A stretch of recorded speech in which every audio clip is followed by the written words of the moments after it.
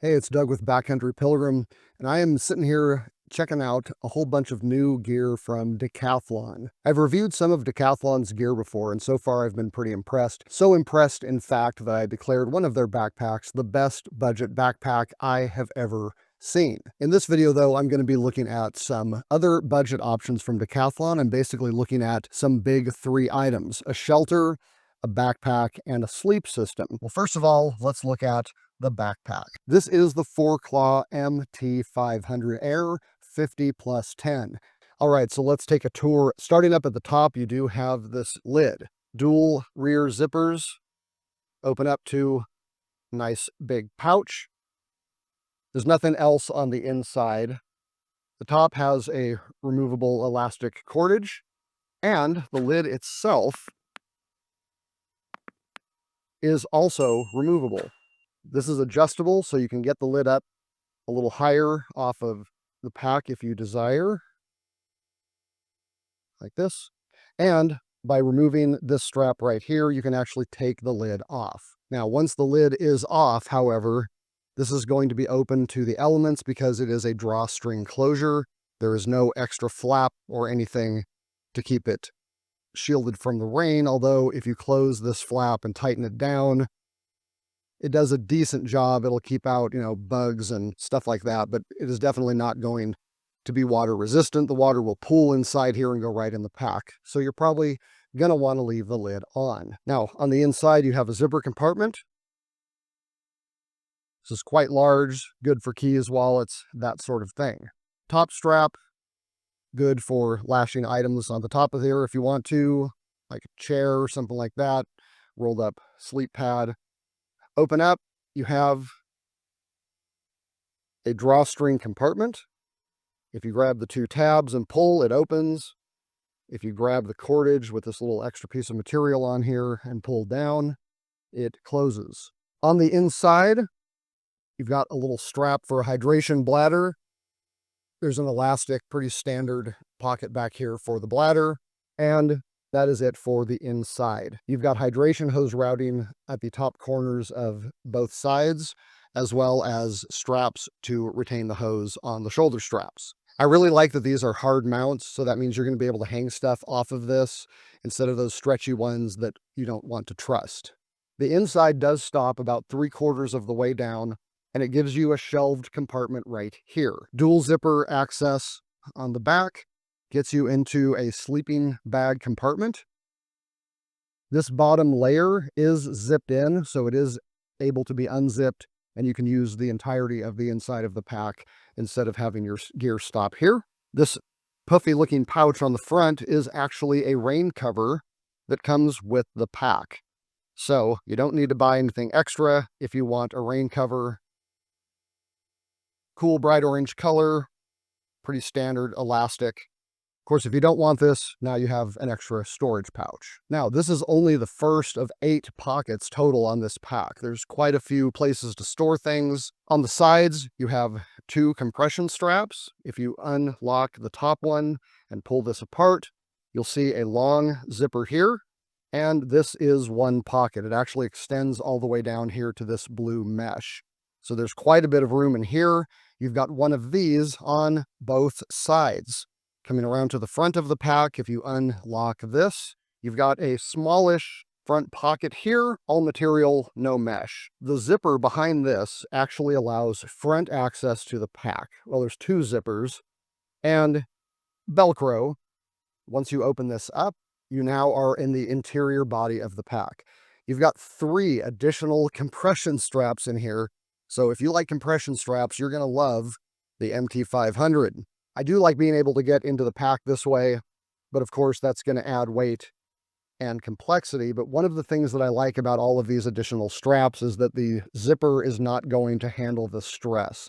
That was my one issue with the other pack that I reviewed, was that I was afraid that that zipper could get overstressed. But on this one, the compression straps go over the top of the zipper, so they are taking the strain. You've also got 2 quick release cordage loops here for like trekking poles or something like that. Coming around to the side, you've got this fantastic like 45-degree water bottle holder. I love these things. It is so easy to get water bottles in and out of here. This is not adjustable. If this is too big for your water bottle, this might be able to wrap over the top to hold it in though. On the other side, you have this interesting mesh tight pocket. It's not very big, but this would be great for trash or snacks or something like that. It's just a elasticized mesh stuff pocket. The hip belt has two very nice large hip belt pockets. Zipper works pretty well. Probably not going to be a complete one-handed all the time, depending on how you're wearing it, but the zipper works fine. It's just not going to work very well when it's loose. You've got a nice burly hip belt, central clasp, rear pull adjustments, which I like very much. The padding itself is not fantastic. It's fairly stiff. It's thick enough to do well, but it doesn't come around very far on your hips. So it's going to cover the hip bone, but not much else. The padding on the shoulder straps is likewise pretty stiff, not super welcoming. It may break in more later, I'm not sure. Here's your hydration hose routing.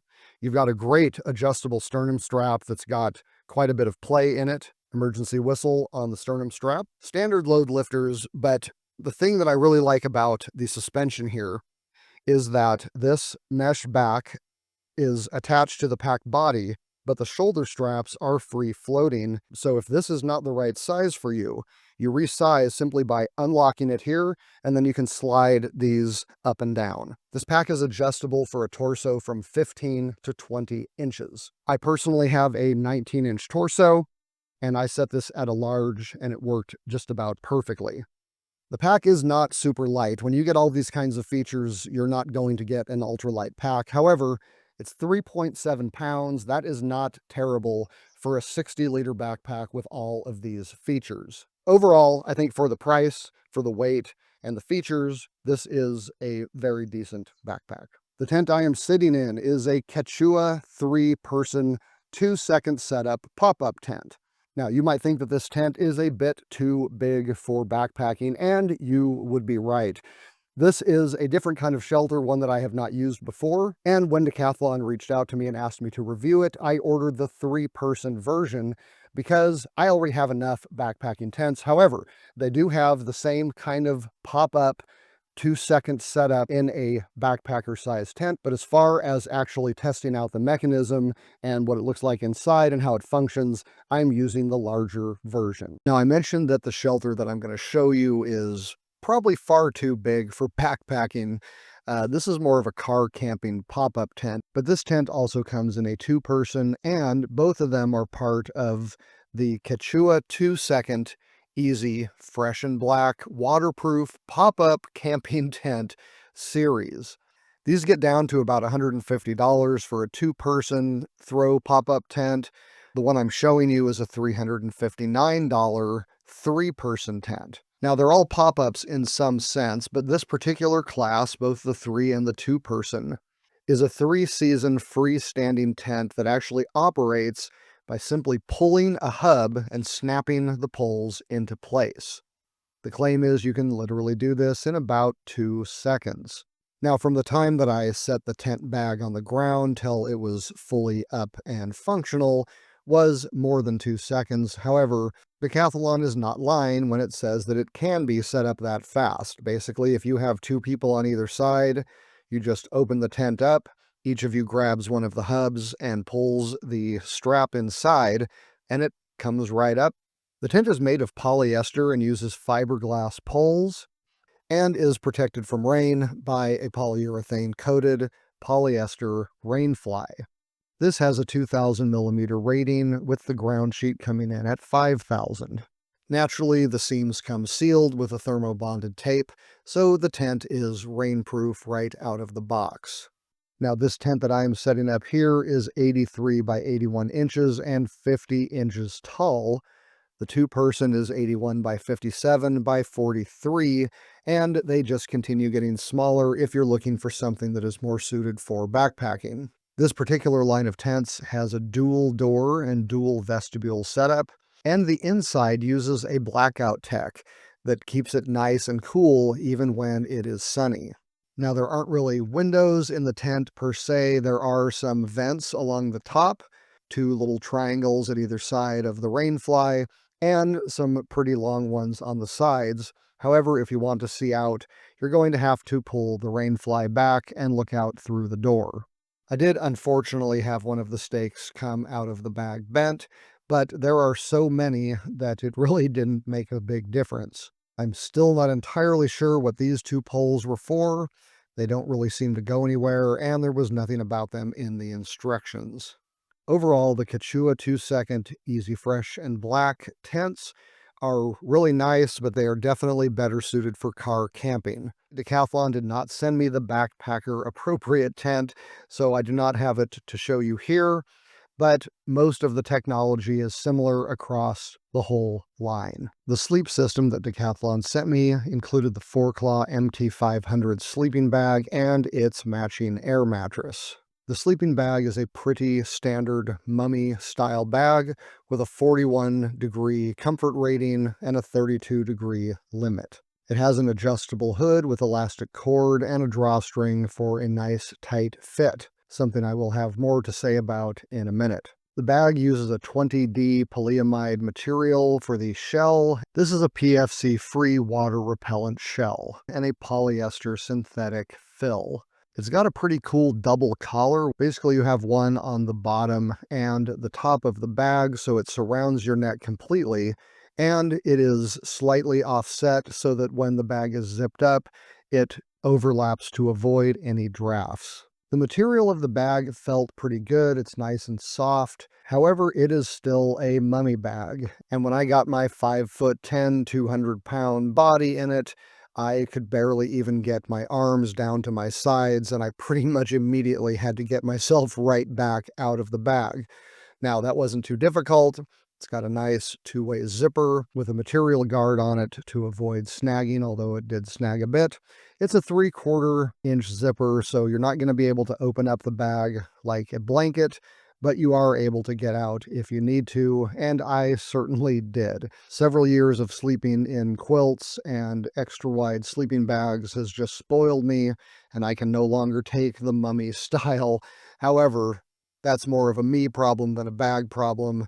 For the $100 price tag, it was just fine. And that brings us to the mummy-shaped air mattress, the $70 Forclaz MT500. This is an 18-ounce air mattress that is a 20-inch wide pad, 71 inches long, and 2 inches thick. Now, like the bag, this is more of a summer season pad. Its R rating is only 1.5. It's made of a polyurethane polyester, and it's got some clever silicone patches along the bottom to reduce sliding around. Putting them on the bottom will keep the pad in place, flipping it over will keep the sleeping bag in place. Honestly, I kind of wish they would have just put them on both sides because they do work pretty well, and you definitely need them to keep the bag on the pad. The mix of polyamide and polyester makes it quite slippery. The air mattress has an interesting dual valve for inflating and deflating. The in valve has a non-return system so that you don't have to plug it up in between breaths, and popping the out valve deflates the pad pretty quickly. Now, I had basically the same problem with this pad that I did with the mummy bag, which is that it is just far too narrow for me. I found myself falling off of the pad and stuck in the bag, so this is just not a sleep system that I would choose. But the air mattress is only $70. You're well under $200 for the entire sleep system. And if you're just getting started and don't mind a mummy style, it's going to do fine in warmer weather. All right, I hope this tour through a Decathlon budget big three has been helpful to you. If you've got some better ideas for budget gear, why don't you let me know in the comments below? I'm always looking for cool gear to check out. If you are interested in any of this, check the links below. It does help the channel at no cost to you if you use those links for a purchase. Backcountry Pilgrim if you are into hiking, camping, backpacking, and the gear that goes with it. And check out these other videos before you go. Until next time, I'm Doug. Thanks for watching.